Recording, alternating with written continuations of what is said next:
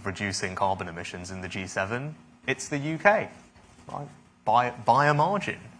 And we've done that at the same time as growing our economy. So if you look since the 1990 baseline, we've reduced carbon emissions almost 50%. We've grown the economy almost 2/3. That is a better record than anyone else. So we should feel good about our approach. It's worked. And if others are catching up, if others are keen to focus on climate change as well, that's good. I welcome it. But as I said, and we discussed this specifically at the G7, and you see it in the communique, policies that descend into protectionism at the expense of allies, zero-sum competition that just harms each other, isn't the right approach. But as you'll see, what I've just said has been agreed by our partner countries as well. Now let's move to Ukraine. You've seen a lot of President Zelensky recently. What are the prospects this spring for success?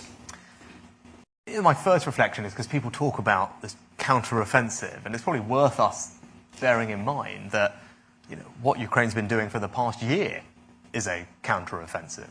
Right? And over a year ago, they were invaded, and they've actually recaptured a large chunk of the territory that was initially seized from them.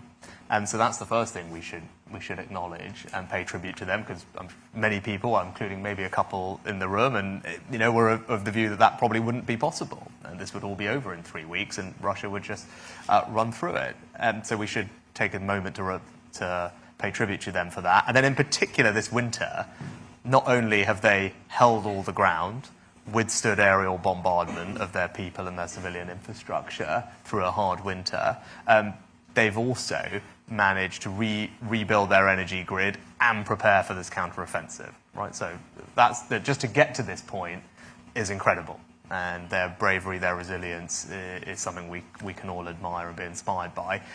And then I think they have every chance for success because we've worked hard with them to develop a plan that we think can make a difference. And then we led the charge on making sure that they had the resources and the capabilities to deliver that plan. We were the first country to provide main battle tanks. We were the first country to provide longer range weapons. We've helped with air defense. And those type of capabilities are what they need for this to be successful, as well as training many of their soldiers, including those in tanks and Marines. So, I think we've played a leading role. We should be proud of that. Others have done their bit as well, particularly the US. And I think, they're in a very strong position. But the fact that we're in this position in and of itself is something that we should take a moment to recognize. Yeah, the Ukrainians have done the most extraordinary job. But what's the level of patience, do you think, across Europe and in the US, if, for example, the spring offensive is not as successful as people hope? So, that was one of the most powerful things of the summit, the sight of President Zelensky standing shoulder to shoulder with the G7. I think it sent a pretty strong message that we are united behind Ukraine. We're going to be steadfast in our support. And that support is not going away. Just new announcements over the weekend about F-16s from the Americans. There's longer range weapons from us just recently. So I think that it's pretty clear that we're united, and you can see that from the messages coming out of Hiroshima, that Ukraine can count on its G7 allies, and in particular the UK, to continue supporting them. Yeah. It's almost as though it's prompted a realignment, hasn't it? Extraordinary last year in geopolitics. How do you see it? Do you see it as the world assembling into blocs, the democracies against the autocrats potentially, or is there another explanation? Some people say it's multipolar. How do you see the world? So I think one of the striking things is this is G7 obviously in Japan in the Pacific. And I actually paid particular tribute to the leadership of Prime Minister Kishida and Japanese people.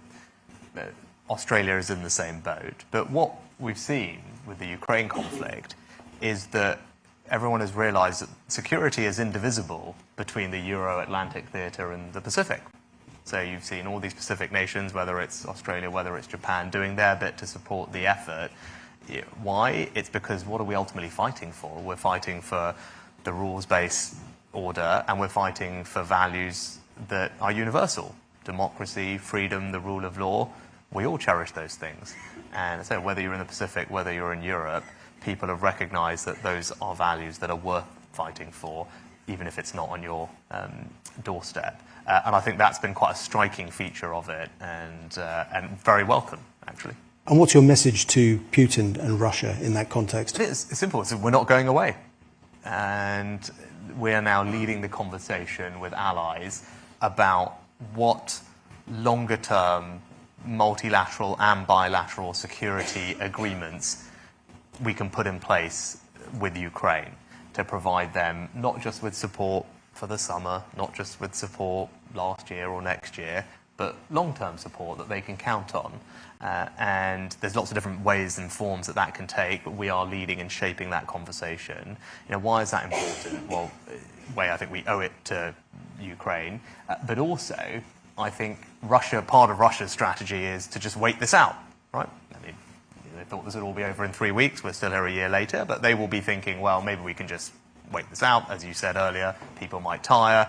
Western democracies, they get bored, they'll move on. So part of putting these things in place now and making it clear to Russia that that support will be coming to Ukraine for years to come means not only can Ukrainians have confidence in their ability to defend themselves into the future, it also serves, I think, as a deterrent and a message to Russia that the waiting it out strategy is not going to work. And actually, the right and only course of action for them to do is to withdraw and stop the conflict. And how do you assess the threat to the rest of Europe? What happened in Ukraine and is still happening has prompted enormous change, with Sweden potentially about to join NATO, Finland having joined NATO. European security is now back on the agenda. Yeah. I mean, that was one of the great miscalculations that Putin made, that far from fragmenting the allies, it has strengthened them. I mean, he's ended up with Sweden and Finland on a path to NATO membership. He's ended up with an alliance that stretches, as I said, across geographies, 140 countries in the UN condemning Russia's actions, virtually isolated on the global stage, and then in a more hard-edged kind of slant on it, defence spending is going up everywhere, including in the UK, including in all our European partner countries. So, what Putin has done is catalysed a bunch of things that he probably thought would not happen and would prefer not to happen. They are happening as a result of his actions. And that is good for European security. These are, what's happening in Germany, what's happened in Japan. These are big changes. Sweden, Finland, right? These are huge changes to the security architecture that we were used to living in, and indeed the resources being deployed towards it. That is a good and very welcome step, given the world in which we're living. Yeah, well, let's touch on defence spending. You mentioned it there. The government refreshed the integrated review recently. Has the UK really got the balance right on geopolitics, Europe and the Indo-Pacific, and defence spending? Is the mix really right? Yeah, so that's a big question. So on the defence spending, I think the answer is yes. So, we've always been one of the largest spenders in NATO on defence spending, largest in Europe, one of the few, minuscule number, who have continuously met our 2% of GDP target. We spend more than 20 other NATO countries combined. And then it's not just about the money, even though the money is increasing, and we're rising up to 2.25% over the next few years, with an ambition to get to 2.5% as soon as the economic and fiscal circumstances allow. Chancellor recently put £5 billion more into both the nuclear enterprise and rebuilding our stockpiles, on top of the record-breaking settlement that I gave the MOD when I was Chancellor. So the money's there. Then the next question to ask, well, is it being spent on the right things? Do we have the capabilities that matter? And the answer is we do. Right? We're one of 2 NATO countries that has the ability to deploy 5th-generation aircraft from sea. Right? We have a nuclear deterrent. We have an offensive cyber capability. I could go on. Do you have a fear on the army, which has shrunk a lot and may shrink again? Yeah, so the army will have a total force capacity of 100,000, split between regular and reserves. Now, the Defence Secretary is currently in the process of reviewing that, and there'll be a defence command paper which will be issued shortly, which will talk through all that. But ultimately, my job is not to second guess the decision that our military chiefs are making. What I can say, and what we've delivered as a government, is record defence uplifts and a trajectory of increasing defence expenditure. And everyone should feel very good about that in absolute terms and relative to all our allies. How that is best spent to deal with the threats that we face ultimately is a question that our military chiefs will make. And as I said, I've ran through a bunch of capabilities that we need to have. And no doubt you could put AUKUS in that mix as well, with offensive submarines, so aircraft carriers and a carrier strike group, etc., etc.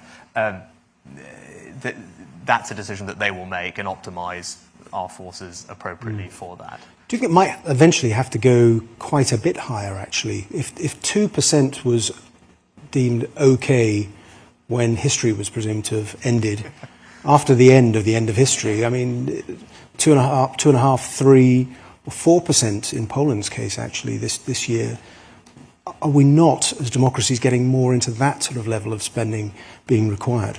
Well, again, I just go back to what I said. We're one of the minuscule number of people that actually spent 2% over the last decade. Right? Virtually nobody else did. We have.